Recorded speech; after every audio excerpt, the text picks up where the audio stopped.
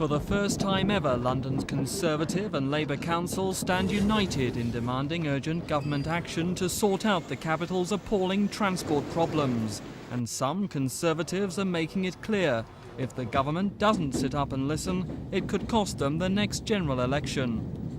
Well, the government certainly needs to put more money in on a sort of rolling programme, so that once Crossrail is started, they've got Chelsea Hackney online, and then maybe looking at the extension of the East London line.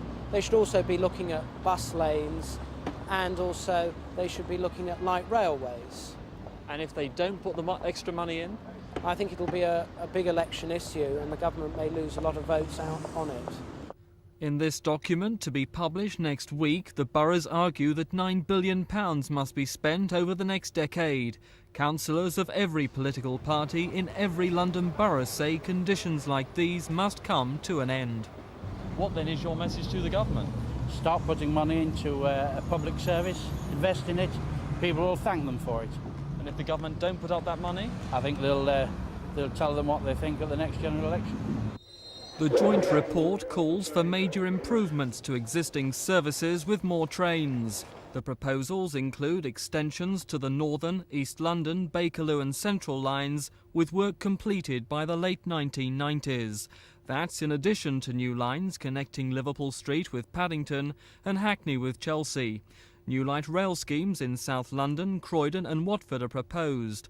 On BR, the report says the new line from Heathrow to Paddington should run to Feltham, linking in with Southern Region.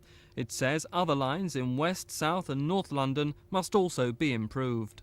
The fact both Conservative and Labour councils have joined forces to produce this document shows how seriously concerned grassroots councillors of all parties are about the state of London's transport system. Privately, some Conservatives hope it will embarrass the government into action. Meanwhile, it's becoming clear transport operators are also increasingly concerned about the government's funding of the system. Today, London buses launched this video to show just how bad the roads have become. They say the government and planners must come up with the money to enforce parking restrictions and implement more bus priority schemes. Traffic in London is getting worse, and we believe we need to influence the MPs and Home Office and Treasury to actually put more resources into buses, because we believe we can offer the immediate solution to London's traffic congestion.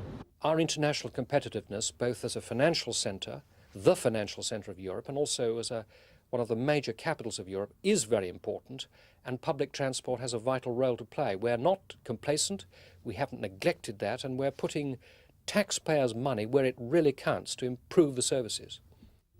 But London councils say the current level of government expenditure on transport is simply not enough. This is Mike Pearce for Thames News.